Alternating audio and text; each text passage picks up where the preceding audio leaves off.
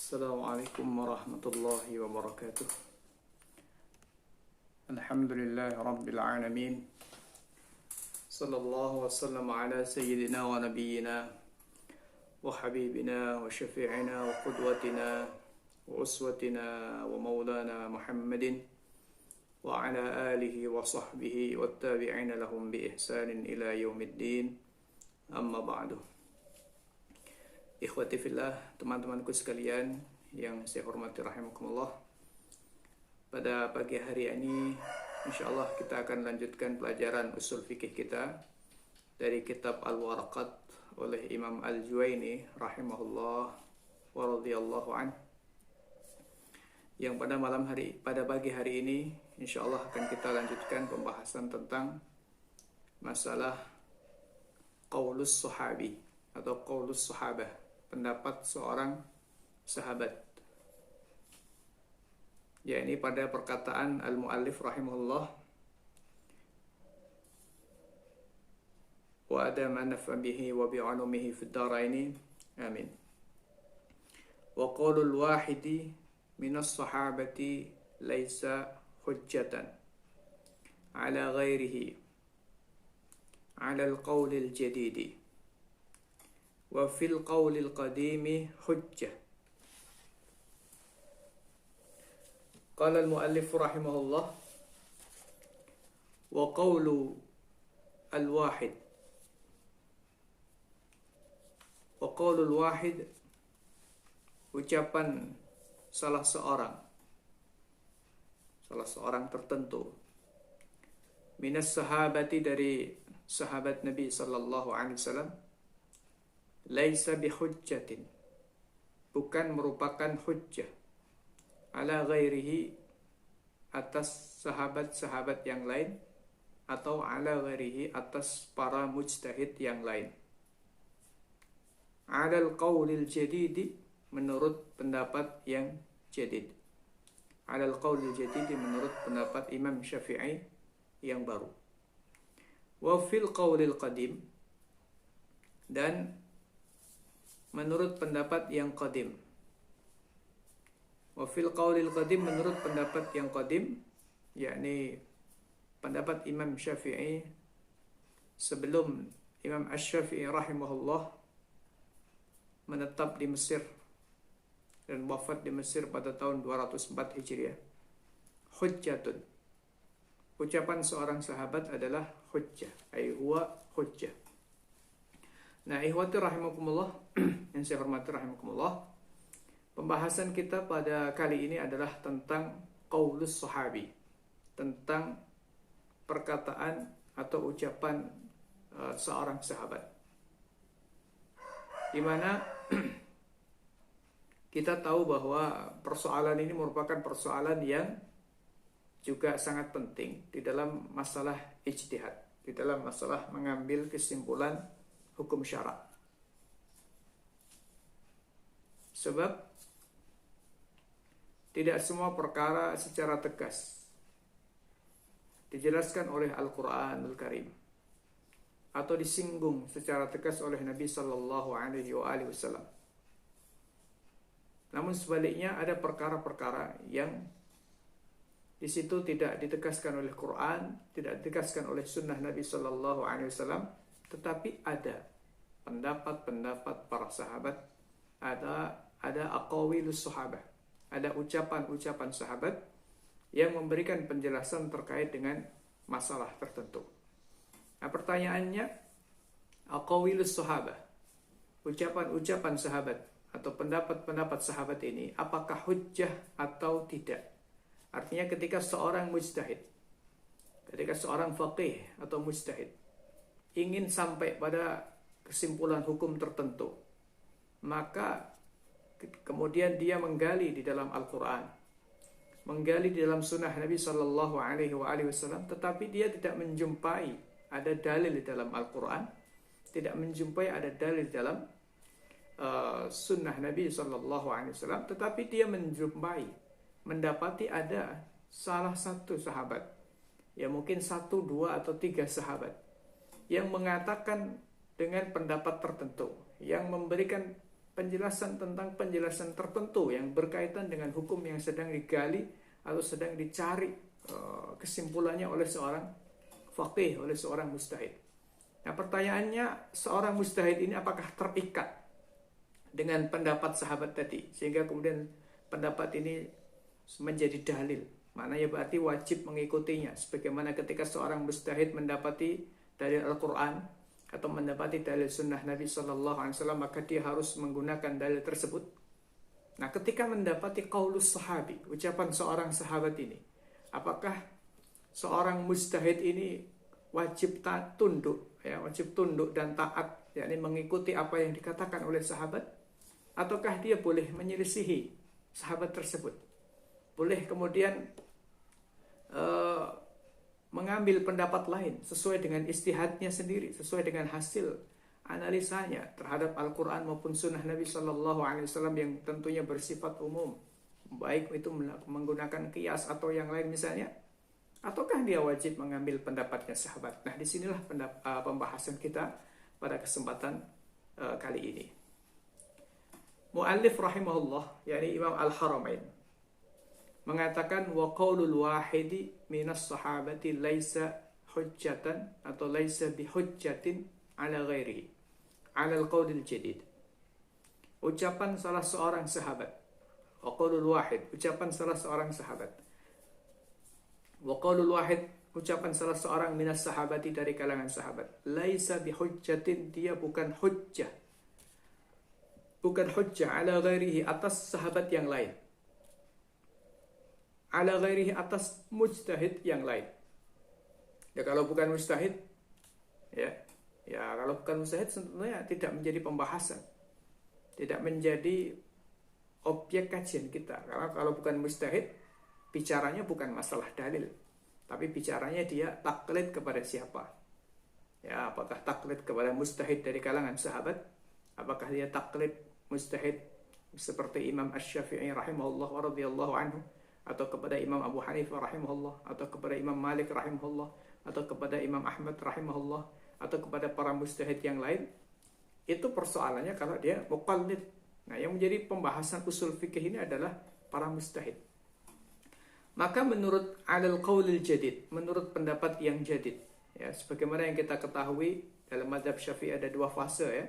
Ada yang disebut dengan qaulun jadid, ada yang disebut dengan qaulun qadim, mengikuti fase perjalanan keilmuan Imam Syafi'i rahimahullah, di mana dikatakan sebagai qaulun qadim adalah semua pendapat, iftaan wa tadrisan wa kitabatan, baik berupa fatwa, ngajar, ya, kuliah, atau kemudian kitabatan, ya, berupa tulisan yang ditulis, yang difatwakan, yang dikatakan oleh Imam Asy-Syafi'i rahimahullah qabla dhahabihi ila Misra, sebelum Imam Asy-Syafi'i rahimahullah berangkat ke Mesir, yakni pada tahun 200, ya, 199 Hijriah. Sedangkan yang disebut dengan al-qaulul jadid, pendapat yang baru, adalah pendapat iftaan berupa fatwa, atau tadrisan, atau berupa tadris, ya, kuliah, atau kitabatan, atau berupa tulisan, yakni karya kitab misalnya, yang dikatakan oleh Imam Asy-Syafi'i rahimahullah ba'da ma dhahaba ila Misra, setelah Imam Asy-Syafi'i rahimahullah berangkat ke Mesir, yakni pada tahun 204 Hijriah. Yang kemudian Imam Asy-Syafi'i rahimahullah wafat di Mesir pada tahun 204 Hijriah. Nah, ikhwati fillah rahimakumullah, menurut pendapat yang jadid, qaulul wahid minas sahabah atau qaulus sahabi, ucapan seorang sahabat, laisa bihujjah, laisa bidalil, bukan hujjah.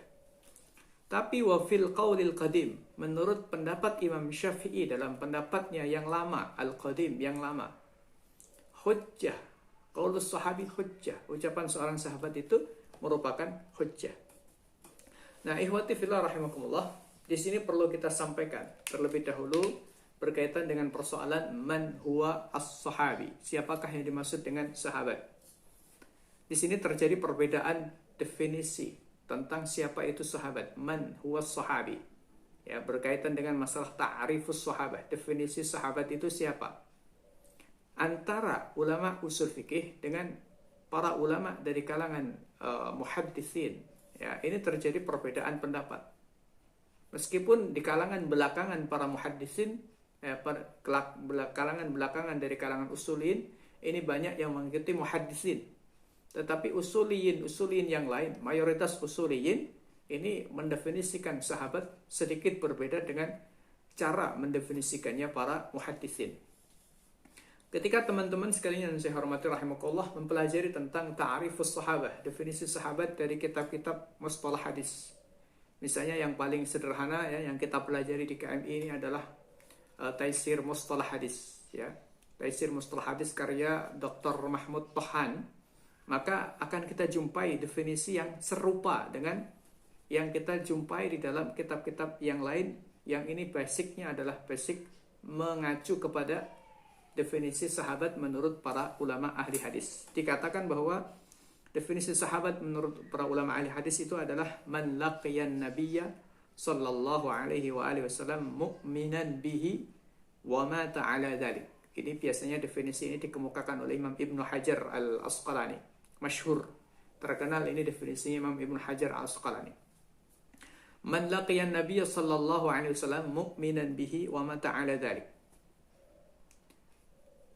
Yang disebut dengan sahabat adalah orang yang pernah berjumpa dengan Nabi Sallallahu Alaihi Wasallam seraya beriman kepada beliau. Jadi perjumpaan itu adalah merupakan perjumpaan yang dimana seorang yang berjumpa dengan Nabi Sallallahu Alaihi Wasallam itu beriman. Wa mata ala dzalik, dan dia mati dalam keadaan iman. Wa mata ala dzalik, dan dia mati dalam keadaan iman. Sehingga dengan menggunakan definisi ini maka sangat banyak sekali jumlah sahabat Nabi Sallallahu Alaihi Wasallam. Ya, jumlah sahabat Nabi Sallallahu Alaihi Wasallam ini sangat banyak sekali yang pernah berjumpa dengan Nabi Sallallahu Alaihi Wasallam dan dia Islam, Muslim. Kalau iman ini kan dalam hati tidak ada yang tahu, tapi zahirnya Muslim lalu mati dalam keadaan Islam, ya zahirnya Islam, maka ini dikatakan sebagai sahabat. Ini definisi jumhur muhaddisin, mayoritas ulama ahli hadis. Sedangkan jumhur usuliyin, mayoritas ulama ahli usul, ya, mereka tidak cukup mendefinisikan sahabat dengan orang yang berjumpa dengan Nabi Sallallahu Alaihi Wasallam, tapi mereka memberikan persyaratan-persyaratan. Di antaranya adalah tulus suhbah, lamanya suhbah, lamanya persahabatan, yakni lamanya pergaulan dengan Nabi Sallallahu Alaihi Wasallam. Jadi tidak cukup 1-2 hari, ya. Tidak cukup 1-2 hari, tetapi memang cukup lama bersama dengan Nabi Sallallahu Alaihi Wasallam, mengikuti majelisnya Nabi Sallallahu Alaihi Wasallam, dia cukup lama. Ini namanya tulus suhbah. Katakan misalnya kalau kita, ya, teman-teman sekalian di NDM, di KMI, ya, berjumpa dengan saya selama kurang lebih 4 tahun, misalnya, ini namanya tulus suhbah, ya. Sedangkan misalnya ada seorang yang daftar di KMI, lalu kemudian dia diterima, setelah diterima kemudian masuk, ya, mungkin 1 minggu atau kurang atau lebih sedikit, nah kemudian dia nggak betah, kemudian dia pulang lagi. Nah berarti ini pernah berjumpa dengan saya, andai kata, ya, ini definisi sahabat, andai kata, ya, pernah berjumpa dengan saya. Pertanyaannya, apakah dia sahabat saya?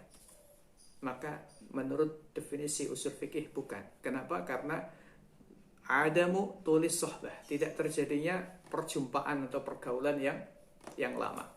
Kemudian kata para ulama ahli usul fikih juga dikatakan wa mulazamatuhu lin nabi sallallahu alaihi wasallam. Selain dia beriman, muslim, ya, berjumpa dengan Nabi sallallahu alaihi wasallam, dia juga harus melakukan mulazamah, ya, selalu bersama dengan Nabi sallallahu alaihi wasallam waktu perang, baik waktu di rumah, ya, dalam kehidupan sehari-hari ini bercampur, ya, bersama, ya, dengan Nabi Sallallahu Alaihi Wasallam, mulazamah dengan Nabi Sallallahu Alaihi Wasallam. Itu persyaratan yang dipersyaratkan oleh para ulama ahli usul fikih.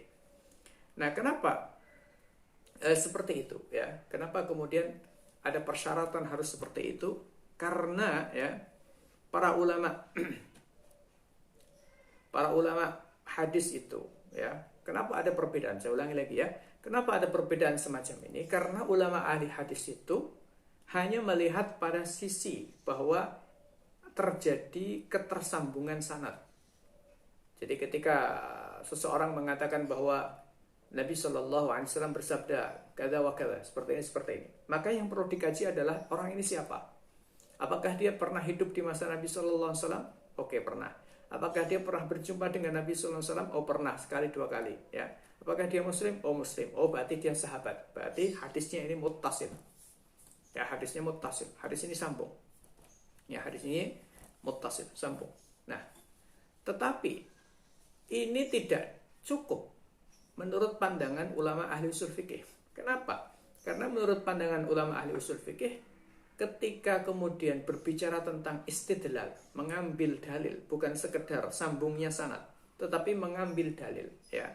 Apakah ucapan sahabat ini hujjah atau tidak? Dapat dijadikan sebagai hujjah atau tidak? Maka sahabat ini harus dipastikan, ya, benar-benar sahabat atau bukan. Kalau sehari dua hari kumpul dengan Nabi Shallallahu Alaihi Wasallam, kan belum ada, ya, kefaqihan yang melekat pada dirinya, tidak ada mulazamah, sehingga ucapannya ghairu mu'tabar, tidak dianggap, ya, tidak dipertimbangkan. Sementara itu sahabat-sahabat yang puluhan tahun seperti Ali bin Abi Thalib, ya, puluhan tahun, bisa dikatakan begitu, ya, ya belasan tahun lah gitu, belasan tahun. Abu Bakar radhiyallahu anhu, Utsman bin Affan radhiyallahu anhu, ya, Umar radhiyallahu anhu, belasan tahun bersama dengan Nabi Sallallahu Alaihi Wasallam dan juga para sahabat yang lain. Tentunya kualitasnya sangat berbeda dengan sahabat menurut definisi ahli hadis, ya, yang baru ketemu sekali dua kali masuk Islam, kemudian dia pergi lagi ke desanya, ya, sibuk dengan aktivitasnya, misalnya seperti itu, lalu meriwayatkan satu hadis. Pernah mendengar Nabi Sallallahu Alaihi Wasallam berkata dalam saat khutbah, atau dia datang kepada Nabi Sallallahu Alaihi Wasallam, lalu Nabi Sallallahu Alaihi Wasallam memberikan penjelasan tertentu. Ini tentu kualitasnya berbeda. Ketika dia mengatakan sesuatu, apakah ini hujjah atau bukan? Sebaliknya, kalau sahabat-sahabat yang kualitasnya luar biasa itu, ketika mengatakan sesuatu itu hujjah atau bukan. Nah, disinilah kepentingannya ulama ahli usul fikih memberikan catatan-catatan, persyaratan-persyaratan orang bisa dikatakan sebagai sahabat bila mana ada tulus suhbah, bila mana ada tulul mulazamah, ya. Lamanya mulazamah, lamanya terjadinya suhbah, persahabatan, ya, ini pertemuan, ya, perjumpaan dan membersamai Nabi Shallallahu Alaihi Wasallam. Iwati fillah rahimakumullah. Jadi ini tentang definisi sahabat. Nah, terkait dengan ucapan sahabat yang tadi dikatakan laisa bihujjah, bukan merupakan hujjah 'alal qaulil qadim, menurut pendapat yang qadim, ya, dan dikatakan sebagai hujjah menurut pendapat yang 'alal qaulil jadid, laisa bihujjah 'alal qaulil jadid, bukan hujjah menurut pendapat yang baru, tapi hujjah 'alal qaulil qadim, hujjah menurut pendapat yang baru. Ya, perlu kita sampaikan terlebih dahulu bahwa ucapan sahabat itu ada tiga keadaan, ada tiga kondisi atau tiga keadaan. Yang pertama adalah idza qala qawlan fi ma la majala lil ijtihad fihi. Ketika sahabat itu, ya, mengatakan satu perkataan la majala lil ijtihad fihi, yang mana dalam perkara tersebut tidak ada ranah untuk beristihad. La majala lil ijtihad fihi, tidak menjadi ranah istihad. Ya, tidak menjadi ranah istihad. Maka dalam hal ini yang tidak menjadi ranah istihad, ucapan sahabat itu hujjah. Fa qaulu hujjah. Maka ucapan ini hujjah. Artinya ucapan sahabat itu hujjah. Ya, ucapan sahabat ini hujjah. Menurut pendapat yang baru, hujjah, ya, hujjah. Contohnya seperti apa? Ya, seperti apa? Ma la majala, ya, ma la majala fihi lil istihad. Sesuatu yang tidak ada aspek majal, tidak ada ranah melakukan istihad di dalamnya.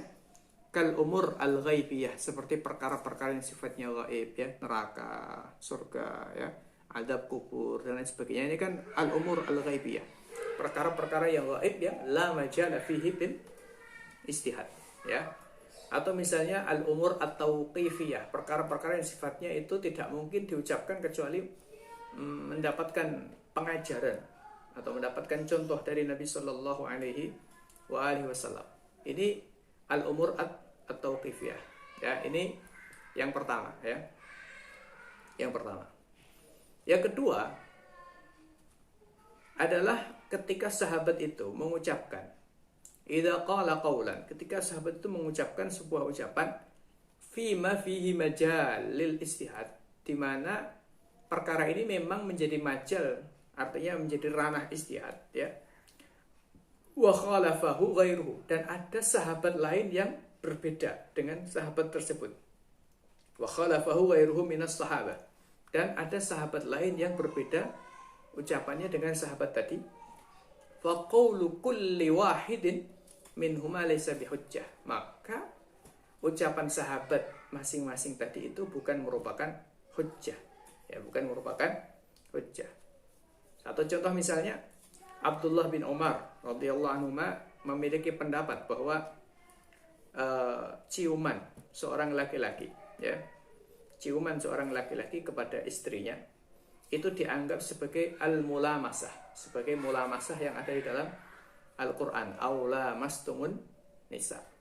Sedangkan Abdullah bin Abbas radhiyallahu anhu menafsirkan mulamasah, ya, aula mastumun nisa di dalam ayat tadi, menafsirkan mulamasah itu sebagai al-jima', yakni hubungan suami istri. Nah, berarti terjadi perbedaan pendapat antara Abdullah bin Umar, sahabat seni, sahabat junior, dengan Abdullah bin Abbas yang ini juga sama-sama sahabat junior, ya, tentang makna mulamasah di dalam ayat ini. Maka berarti qaulu kulli wahidin minhuma laisa bihujjah, ucapan masing-masing keduanya bukan hujjah. Oleh karena itu madhab Syafi'i, Imam Asy-Syafi'i rahimahullah memiliki pendapat bahwa ayat aula mastumun nisa itu maknanya, ya, sekedar sentuhan biasa. Aula mastumun nisa maknanya sekedar sentuhan biasa, bukan hubungan suami istri ataupun kemudian muqaddimat al-jima', pendahuluan dari hubungan suami istri. Nah, ikhwati fillah rahimakumullah. Ini yang kedua. Yang ketiga adalah idza qala as-sahabi qawlan fima fihi majal lil istihad wa lam yantashir. Ketika seorang sahabat itu mengatakan satu pendapat yang mana dalam perkara ini menjadi ranah istihad sebenarnya, tetapi walam yantashir, ucapan dia tidak menyebar, ucapan dia tidak terkenal, katakan seperti itu, tidak viral kalau bahasa kita sekarang, ya. Ucapan dia tidak viral. Apakah dia hujjah? Pendapat ini apakah hujjah? Kalau viral kemudian, ya, kalau viral kemudian sahabat-sahabat yang lain pada tahu dan diam, berarti kan terjadi namanya ijma' sukuti, ya. Sahabat-sahabat yang lain diam. Tetapi ketika tidak intishar, tidak viral, ya, tidak terkenal, apakah ini hujjah atau tidak? Maka menurut al-qaulul jadid, pendapat yang baru bagi Imam Asy-Syafi'i, laisa bihujjah, ya, ini bukanlah hujjah. Kenapa? Karena li'anna sahabah ghairu ma'sumin, karena para sahabat itu prinsipnya mereka tidak maksum. Wa li'annahum qad yaquluna 'an ijtihad.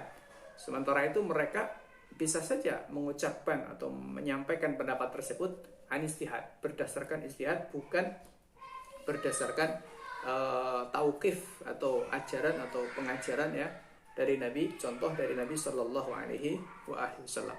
Ini pendapat yang jadid.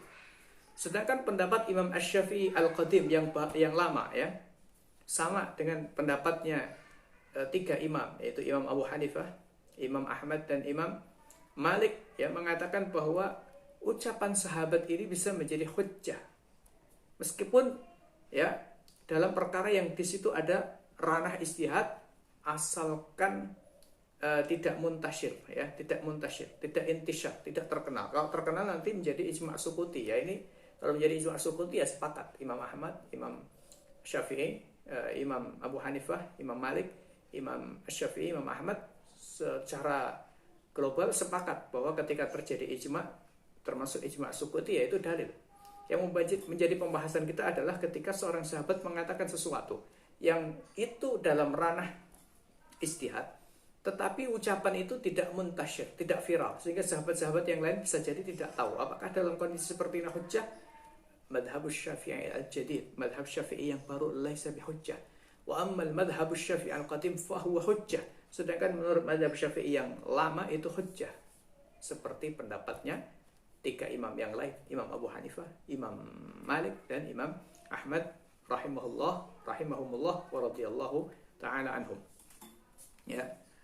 Kenapa menjadi hujjah? Alasan yang disampaikan, ya, kalau Imam Syafi'i tadi mengatakan li'anna as-sahabata ghairu ma'sumin, karena para sahabat tidak maksum, tidak terjaga dari, tidak ada jaminan terjaga dari kesalahan secara individu per individu, ya.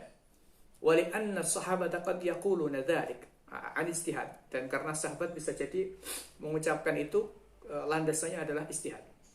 Sedangkan pendapatnya Imam Malik, pendapatnya Imam Abu Hanifah, pendapatnya Imam Ahmad, ya, kenapa kok kemudian sebagai hujjah? Maka alasannya adalah lima warada fi fadlihim, karena keutamaan para sahabat yang ditegaskan oleh Al-Qur'an, ya, ditegaskan oleh Al-Qur'an. Maka karena keutamaan sahabat yang ditegaskan oleh Al-Qur'an, inilah kemudian menyebabkan ucapan mereka ini bisa menjadi hujjah, ya, meskipun ada ranah dalam ijtihad, ya, ada ranah dalam ijtihad. Nah, ikhwati fillah rahimakumullah, berarti yang dikatakan oleh Imam Al-Haramain atau Imam Al-Juwaini rahimahullah bahwa qaulus sahabi laisa bihujjah ala ghairihi ala al-qaulil jadid wa fil qaulil qadim hujjah. Ucapan seorang sahabat itu bukan hujjah atas sahabat yang lain ataupun atas mujtahid yang lain menurut pendapat yang jadid, dan hujjah menurut pendapat yang qadim adalah dalam apa? Dalam perkara yang satu ada kemungkinan melakukan ijtihad, dan yang kedua tidak intisyar, tidak viral. Sedangkan dalam perkara yang di situ tidak ada ranah ijtihad, dalam perkara yang sifatnya ghaib misalnya, ya, hal-hal yang sifatnya ghaib, termasuk biasanya di dalam kitab-kitab fikih dikatakan fil maqadir, dalam perkara-perkara yang sifatnya ukuran, ya, ukuran, misalnya dihad berapa kali ini kan tidak ada ranah ijtihad, la majala fihi lil ijtihad. Maka di sini sepakat ulama termasuk Imam Syafi'i mengatakan bahwa qaulus sahabah hujjah. Kemudian yang kedua, dalam perkara yang di situ ada majal lil ijtihad, ya, ada majal lil ijtihad. Jadi ada majal lil ijtihad. Sedangkan, ya, pendapatnya sahabat satu dengan sahabat yang lain ini berbeda. Sahabat satu dengan sahabat yang lain ini berbeda. Maka dalam kondisi seperti ini sepakat bahwa ucapan satu sahabat dan sahabat lain, ya, ucapan masing-masing sahabat ini laisa bihujjah. Sepakat laisa bihujjah. Yang ketiga adalah dalam perkara yang memang ada ranah ijtihad. Ya, ada dalam perkara yang memang ranahnya ijtihad. Tetapi ucapan sahabat ini tidak muntasyir, tidak terkenal, sehingga tidak ada sahabat yang menyanggah ataupun tidak diketahui ada sahabat yang menyetujuinya, karena tidak intisyar, ya, tidak terkenal, sehingga yang menyanggah tidak diketahui siapa, yang tidak setuju, ya, tidak diketahui siapa, yang setuju tidak diketahui. Nah, dalam seperti ini apakah ini hujjah? Menurut madhab Syafi'i yang jadid, ya, menurut madhab Syafi'i yang jadid, laisa bihujjah. Yang keempat adalah ketika seorang sahabat itu mengatakan dalam perkara yang bisa jadi adalah majal lil ijtihad, tetapi ucapannya itu muntasyir, terkenal, viral, dan sahabat tidak ada yang mengingkari sama sekali. La yungkiruhu ahadun minas sahabah, tidak diingkari oleh sahabat manapun. Maka berarti ini hujjah. Kenapa? Karena terjadi ijma' sukuti. Terjadi apa? Ijma' sukuti. Ikhwati fillah rahimakumullah. Apa yang tadi saya sampaikan, ya, saya coba cek di dalam kitab Al-Um, ya, ini kitab Al-Um, lebih tepatnya adalah kitab Ar-Risalah, ya. Kebetulan kitab saya itu ada 11 jilid, ya. Nah, di mana kitab ini menghimpun beberapa kitab selain yang disebut dengan kitab itu menghimpun termasuk kitab Ar-Risalah dan kitab-kitab Imam Syafi'i yang lain, ya.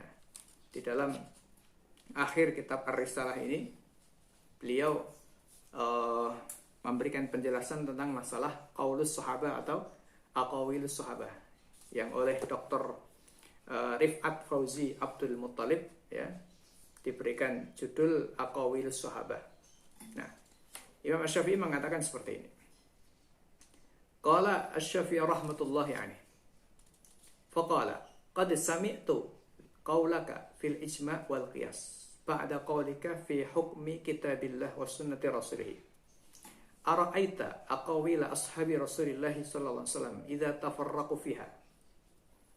Ya, Imam Asy-Syafi'i menggambarkan ada orang yang bertanya kepada Imam Syafi'i. Orang yang bertanya itu mengatakan, aku sudah mendengar bagaimana pendapatmu tentang ijma, bagaimana pendapatmu tentang qiyas setelah pendapatmu tentang hukum yang ada dalam kitab Allah dan sunnah Rasulnya. Ara'aita aqawila ashabi Rasulillah. Terus menurut pendapat Anda, ucapan-ucapan sahabat-sahabat Nabi Sallallahu Alaihi Wasallam itu bagaimana? Idza tafarraqu fiha, ketika mereka berbeda pendapat.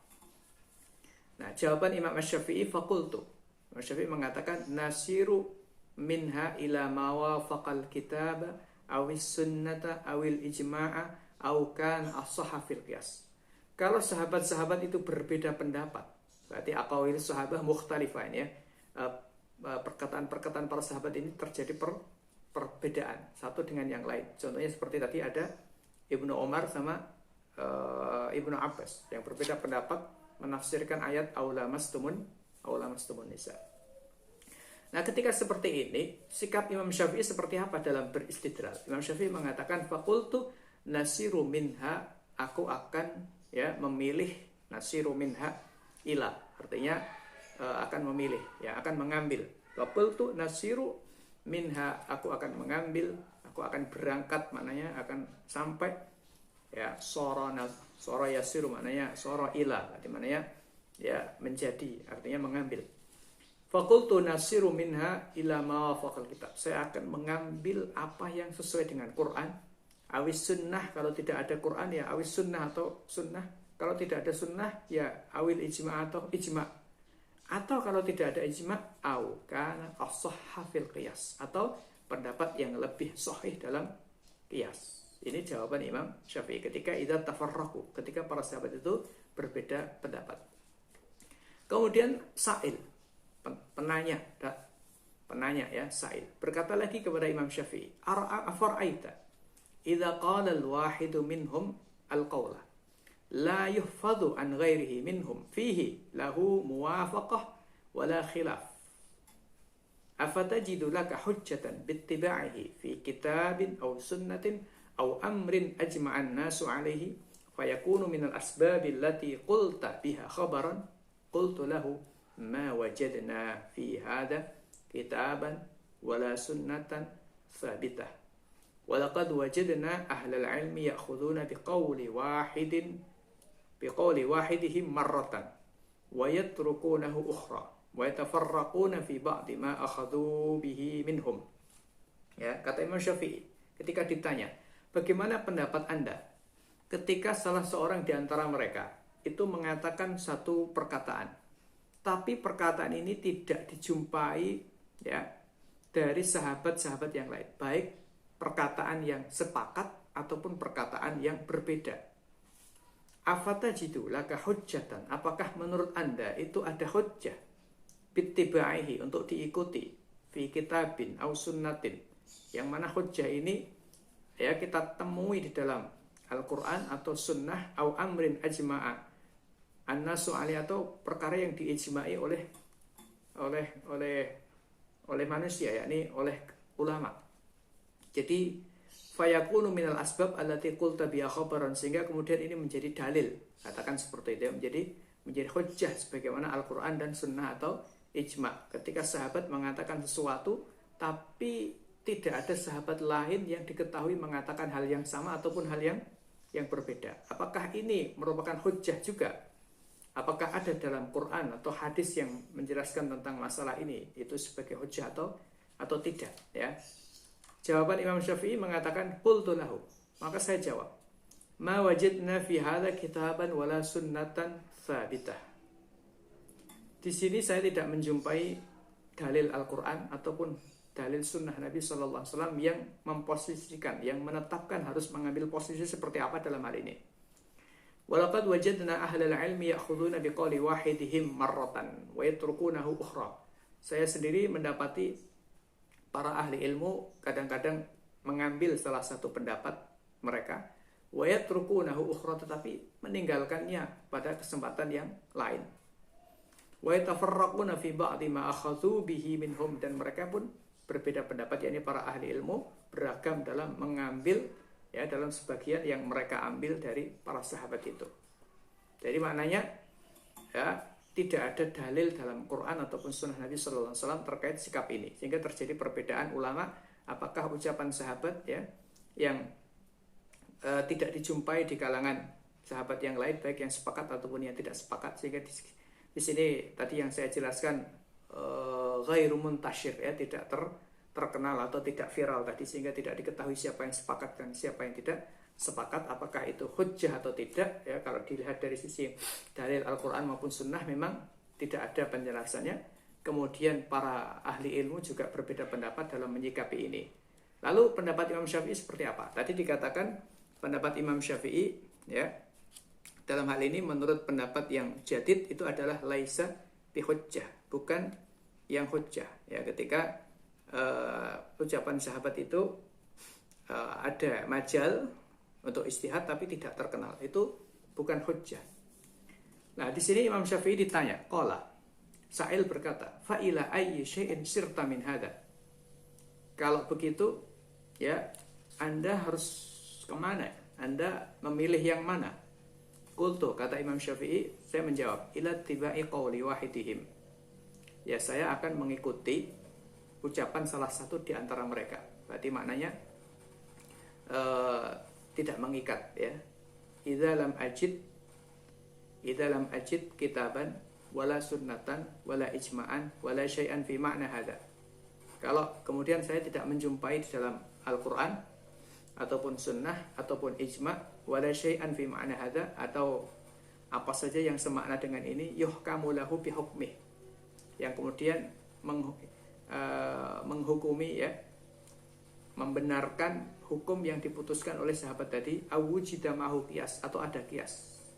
Jadi ya saya memilih salah satunya, gitu aja intinya. Berarti maknanya tidak hujjah sebenarnya. Wa qalla ma yujadu min qawlil wahid minhum la yukhalifuhu ghairuhu min hadza. Tapi memang sedikit sekali ada ucapan sahabat ya yang kemudian tidak diselisih oleh sahabat yang lain dalam masalah ini, kecuali yang terjadi tadi ijma' sukuti. Nah, ikhwati fillah rahimakumullah, itu di dalam kitab Al-Um ya.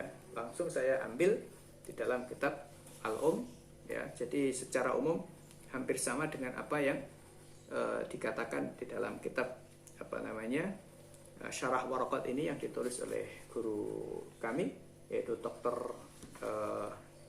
Labib Najib Abdullah. Nah, ikhwati fillah rahimakumullah. Nah, terkait dengan ini ya, karena kita sudah biasa membaca kitab At-Tadhib ya, kitab Tadhib fi adillati matnil ghayah wa taqrib. Nah, kita misalnya di halaman 43 ya, cetakan Al-Hidayah Surabaya ya, At-Tadhib Syarah Matan Ghayah wa Taqrib, tentang masalah qobliyah Jum'ah, tentang masalah qobliyah Jum'ah. Apakah sebelum sholat Jumat itu ada qobliyahnya atau tidak ada? Ini kan terjadi perbedaan di kalangan kaum muslimin ya. Sebelum sholat Jumat itu ada qobliyah Jum'ah atau tidak ada? Kalau zuhur kan ada qobliyah zuhur ya, bisa 2 rakaat, bisa 4 rakaat. Nah, kalau Jumat itu ada apa tidak ada? Maka kita di sini untuk qobliyah ya tidak menjumpai hadis dari Nabi Sallallahu Alaihi Wasallam. Yang ada adalah ba'diyah, yakni setelah sholat Jumat, sebagaimana diriwayatkan oleh Imam Muslim rahimahullah dari Abu Hurairah radhiyallahu anhu, Rasul Sallallahu Alaihi Wasallam bersabda, "Idza shalla ahadukum al-jum'ata falyusalli ba'daha arba'an." Ketika salah seorang dari kalian itu sholat Jumat ya, sudah selesai sholat Jumat, falyusalli ba'daha arba'an, maka hendaklah dia sholat setelah itu 4 rakaat. Berarti ba'diyah Jumat itu fik ya, fik, ada hadisnya. Tapi bagaimana dengan qobliyah Jum'ah? Nah, yang ini dipersisikan oleh ulama. Maka kalau di Solo tidak ada qobliyah Jum'ah, tapi di beberapa tempat ya di kalangan yang bermadhab Syafi'i asli ya, ini ada qobliyah Jum'ah ya, tradisi di daerah kami, daerah Sedan, Rembang, ini ada qobliyah Jumat ya, qobliyah Jumat 2 rakaat qobliyah Jumat, bisa juga 4 rakaat. Nah, dalilnya apa? Di sini tidak ada hadis dari Nabi Shallallahu Alaihi Wasallam, yang ada adalah riwayat dari sahabat Ibnu Mas'ud radhiyallahu anhu, sebagaimana diriwayatkan Imam At-Tirmidzi ya, dikatakan bahwa Ibnu Mas'ud kana yusolli qoblal Jum'ah, Ibnu Mas'ud itu sholat sebelum Jum'ah arba'an, 4 rakaat, wa ba'daha arba'an, dan setelah Jumat 4 rakaat. Kalau setelah Jumat 4 rakaat kan tadi ada hadisnya Nabi Shallallahu Alaihi Wasallam. Tapi kalau qoblal Jum'ah 4 itu tidak ada hadisnya. Nah, terus apakah seperti ini kita ambil? Maka jawabannya menurut mazhab Syafi'i diambil. Kenapa menurut mazhab Syafi'i diambil? Karena yang seperti ini menurut zahirnya adalah tauqifi, ajaran dari Nabi Shallallahu Alaihi Wasallam, bukan reka-rekanya atau usaha istihadnya sahabat. Karena masalah ibadah itu prinsipnya asalnya adalah tidak ada ranah istihad. Ya, misalnya ada atau tidak ada sholat A atau sholat B itu kan tidak bisa diistihadi. Nah, termasuk ada atau tidak ada qobliyah Jum'ah itu ya tidak bisa diistihadi. Nah, karena Ibnu Mas'ud melakukannya, berarti zahirnya adalah itu tauqif, ajaran dari Nabi Shallallahu Alaihi Wasallam, atau minimal Nabi Shallallahu Alaihi Wasallam mengetahuinya. Ini yang diambil oleh mazhab Syafi'i sesuai dengan cara istidlal mazhab Syafi'i tadi ya, dalam masalah qaulus sahabah atau fi'lus sahabah ya. Dalam hal ini lebih tepatnya adalah qaulus sahabah. Nah, kemudian kita jumpai lagi contoh lain ya, contoh lain. Di halaman 105, ini saya cari-cari tadi ya, setelah subuh ini tadi saya cari-cari. Di halaman 105, nanti kalian bisa mencocokkan ya, biar ini langsung praktek ya. Saya soalnya dulu merasakan belajar usul fikih itu sulit, gitu kan. Kenapa? Karena gurunya tidak pernah mempraktekkan, gurunya tidak pernah memberikan contoh, diwocotok gitu ya, dibaca aja, tidak pernah memberikan contoh. Terus gimana ini ya? Jadi saya merasa kesulitan. Nah, ini saya menginginkan ya kalian ya, murid-murid teman-teman di KMI ini ya, tidak merasa kesulitan dan merasakan bahwa usul fikih itu aplikatif ya, bisa diaplikasikan, bisa diterapkan gitu kan. Oke, saya lanjut ya. Halaman 105 berkaitan dengan persoalan orang yang mati punya hutang puasa Ramadan, itu diapakan ya? Dikodok oleh walinya atau diganti dengan fidyah oleh walinya yang setiap hari 1 mud ya. Nah, di sini Syekh Al-Imam Al-Qadhi Abu Syuja' rahimahullah, penulis kitab Matan Al-Ghayah wa Taqrib ya, Matan Al-Ghayah wa Taqrib, mengatakan wa man mata wa alaihi siyamun min Ramadan ut'ima anhu likulli yaumin muddun.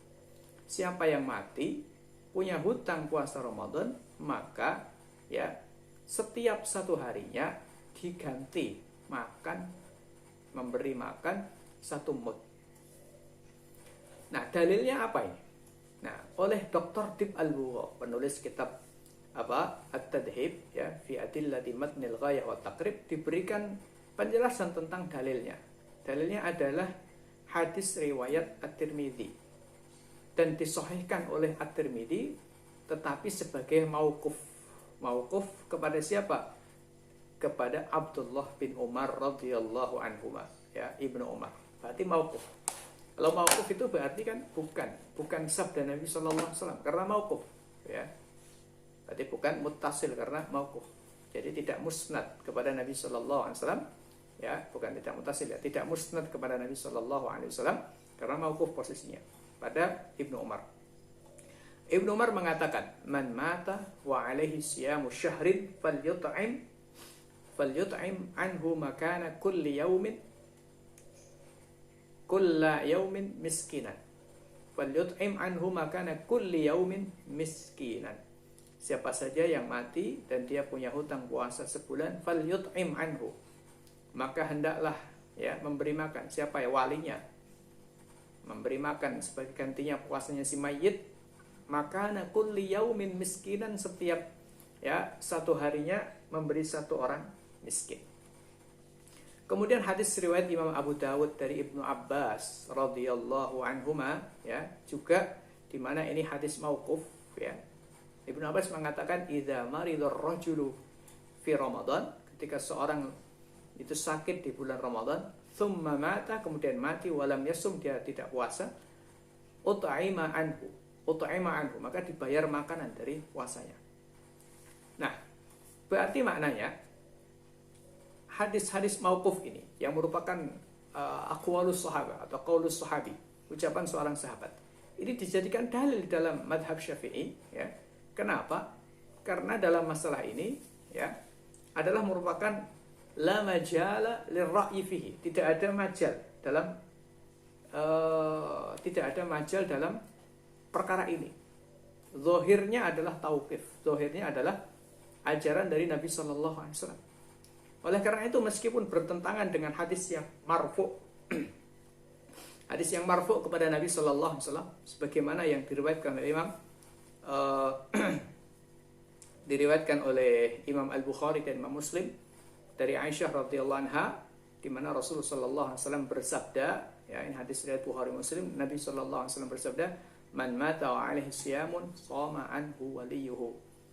Siapa yang mati, dia punya hutang puasa, maka puasanya digantikan, diqadha oleh walinya, oleh keluarganya. Hadis riwayat Imam Bukhari dan Muslim dari Ibnu Abbas radhiyallahu anhuma, juga ada seorang laki-laki datang kepada Nabi sallallahu alaihi wasallam, lalu dia mengatakan, ya Rasulullah, wahai Rasulullah, inna ummi matat wa 'alaiha shaum syahrin. Ya Rasulullah, ibu saya meninggal dunia, dia punya hutang 1 bulan. Afa aqdiyahu anha, apakah aku mengqadhanya? Qala, Nabi berkata, na'am, ya qadha fadainullahi ahaqqu an yuqda. Hutang kepada Allah lebih tentu sangat layak, ya, untuk dibayar. Nah, di sini oleh Dr. Tib Al-Bugha tidak kemudian dikatakan bahwa pendapat yang disampaikan oleh Al-Imam Al-Qadhi Abu Syuja, ya, dalam madhab Syafi'i, bahwa memberi makan itu terus tidak bisa digunakan karena ada hadis marfu. Tidak. Sebab sebenarnya kedua-duanya marfu. Hadis yang diriwayatkan At-Tirmidzi, ya, disahihkan oleh Imam At-Tirmidzi sebagai hadis mauquf. Kemudian hadis yang diriwayatkan oleh Imam Abu Dawud dari Ibnu Abbas, ini sebenarnya posisinya marfu hukman, marfu secara hukum. Berarti maknanya hujjah. Ini ucapan Ibnu Umar, ucapan Ibnu Abbas, ini hujjah. Oleh karena itu, maka Dr. Tib Al-Bugha kemudian cara yang ditempuh dalam menyimpulkan hukum adalah bukan ini salah, tetapi beliau mengatakan wal aula minal it'am an yasuma anhu qaribuhu. Yang lebih utama, ya, daripada memberi makan itu adalah puasa yang dilakukan oleh walinya. Ini contoh penerapan bahwa aqwalus sahabat atau qaulus sahabi itu hujjah atau tidak hujjah, gitu kan? Kalau tidak hujjah berarti selesai. Kemudian, ya, dalam masalah ini kalau bukan hujjah berarti selesai, berarti kemudian mengambil hadis yang marfu tadi, hadis riwayat Imam Bukhari Muslim dari Aisyah radhiyallahu anha, ya, dari Aisyah radhiyallahu anha itu. Tetapi kalau kemudian kita katakan ini qaulus sahabi dalam hal ini hujjah karena hakikatnya adalah marfu, disebabkan apa? Disebabkan la majala fihi lil istihad, tidak ada majal dalam istihad, ya, berarti harus digabungkan, itu harus digabungkan antara dua hadis yang sama-sama, dua dalil yang sama-sama marfu. Maka teori ini digunakan oleh Dr. Tib Al-Bugha, ya, dan kemudian beliau mengatakan wal aula minal it'am ayyasuma anhu qaribuhu. Beliau tidak mengatakan bahwa it'am itu fasid, it'am itu batil, tidak. Tetapi wal aula minal it'am an yasuma anhu qaribuhu. Lebih baik dipuasai saja, diganti puasa. Nah, itu contoh, ya. Contoh lain misalnya, ketika dalam masalah haji, ya, dalam masalah haji, ketika ada seseorang itu, mohon maaf, melakukan hubungan suami istri di saat dia belum tahallul dari ihramnya, belum tahallul tsani dari ihramnya, apa yang terjadi? Ya, di dalam hadis Nabi SAW, artinya perkataan Nabi, penjelasan Nabi SAW, itu tidak ada penjelasan apa yang harus dilakukan dan bagaimana status hajinya.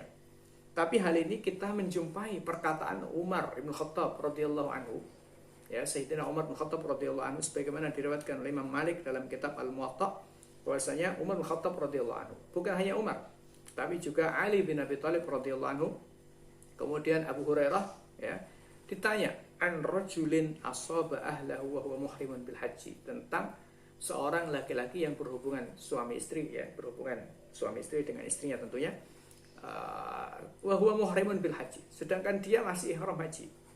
Apa jawaban mereka? Faqalu yanfudhani yamdiyani liwajhihima hatta yaqdiya hajjahuma thumma alaihima hajju qabilin wal hajju. Kata para sahabat tadi, ya, di mana hadis ini tidak ada di dalam sunnah Nabi, artinya di dalam ucapan Nabi sallallahu alaihi wasallam tidak kita jumpai secara khusus, tapi Abu Bakar, Umar bin Khattab radhiyallahu anhu, Ali bin Abi Thalib radhiyallahu anhu, dan Abu Hurairah radhiyallahu anhu mengatakan yanfudhani, ya, suami istri tadi itu melanjutkan amal hajinya, manasik hajinya, yamdiyani, ya, lanjut liwajhihima, sesuai dengan urutan yang dia sudah lakukan, hatta yaqdiya hajjahu, sampai selesai hajinya, tapi summa alaihima hajju qabil, dan tahun depan dia wajib haji lagi, wal hadyu, dan juga wajib membayar hadyu, menyembelih 1 ekor kambing minimal. Nah, ini yang dipakai dalil, ya. Lalu kemudian dikatakan oleh Syekh Al-Qadhi Imam Abu Syuja, wala yufsiduhu illa al-wad'u fil farji wala yakhruju minhu bil fasad. Haji itu tidak rusak kecuali dengan sebab hubungan suami istri, tapi ketika rusak hubungan haji itu rusak disebabkan karena hubungan suami istri, dia tidak boleh serta-merta langsung mulih begitu, langsung pulang haji, enggak, harus nunggu sampai selesai haji. Harus nunggu sampai selesai haji, lanjutkan gitu. Tapi tahun depan dia harus kembali lagi untuk melakukan haji, dan saat yang sama besok, hari itu dia, tahun itu dia wajib membayar haji. Ini contoh, ya, contoh bahwa berarti menggunakan berhujjah dengan aqwalus sahabah, di mana di sini aqwalus sahabah muntasyir, ya, terkenal karena itu waktu saat haji, ya, maka berarti ini adalah ijma' sukuti, ya, ijma' sukuti. Atau kalau tidak bisa dikatakan sebagai ijma' sukuti, ini adalah perkara yang la majala fihi lil istihad, perkara yang tidak ada majal di dalam hal ini untuk melakukan istihad, maka digunakan aqwalus sahabah, aqwalus sahabi sebagai dalil, ya. Nah, kemudian dalam contoh lain adalah ketika seseorang itu ketinggalan wukuf di Arafah, apa yang harus dilakukan? Hadis Nabi sallallahu alaihi wasallam tidak kita jumpai, tetapi kita jumpai, ya, perkataan, ya, hadis Nabi sallallahu alaihi wasallam, ya, itu tidak kita jumpai dengan sanad yang sahih, ya. Ada hadis yang diriwayatkan oleh Imam Ad-Daraqutni tapi sanadnya dhaif karena di sana ada namanya Ahmad Al-Fira Al-Wasiti, ya, dia dhaif, di mana Nabi mengatakan, ya, wa man fatahu arafata wa man afatahu arafatu lailan faqad fatahu al-hajj. Siapa yang ketinggalan Arafah di waktu malam hari, yakni malam hari ke-10, ya, malam hari ke-10, artinya malam Idul Fitri, dia belum di Arafah juga, fatahul hajj, maka dia sudah ketinggalan haji. Nah, ini hadis dhaif, tetapi diperkuat oleh hadis yang diperkuat oleh riwayat Imam Malik dari dari Umar bin Khattab radhiyallahu anhu, ya, di mana Imam Malik rahimahullah meriwayatkan dengan sanad sahih, ada salah seorang bernama Habbar, ya, seorang laki-laki bernama Habbar bin Aswad, dia datang pada hari Nahar, yakni pada tanggal 10 bulan Dzulhijjah, sedangkan Umar bin Khattab waktu itu sudah menyembelih hadiahnya. Sementara Habbar ini dan rombongannya belum melakukan wukuf di Arafah. Nah, dia mengatakan, ya Amirul Mukminin, akhtana al-iddah, wahai Amirul Mukminin, saya salah hitung. Kunna nara an hadzal yaum yaum Arafah. Saya menyangka kalau hari ini itu hari Arafah. Lalu apa respon Umar bin Khattab? Umar mengatakan, idhab ila Makkah, kamu pergi kembali ke Makkah, fatuf anta wa ma'aka, kamu tawaf, ya, wanharu hadiyan, nyembelih hadyu, in kana ma'akum, kalau memang ada, summahliku au qasiru, kemudian cukur rambut, yakni tahallul, warji'u, pulang. Nah, ini hukum berkaitan dengan orang yang ketinggalan wukuf di Arafah, langsung tahallala ya bi amali umrah, tahallul dengan melakukan amal umrah, begitu kata Syekh Al-Imam Al-Qadhi Abu Syuja ya. Contoh-contoh yang lain masih banyak ya. Salah satunya ada pada halaman 181 tentang masalah iddah ya, tentang masalah iddah, tentang masalah iddah, di mana dikatakan bahwa budak itu iddahnya dengan 2 kali suci saja ya.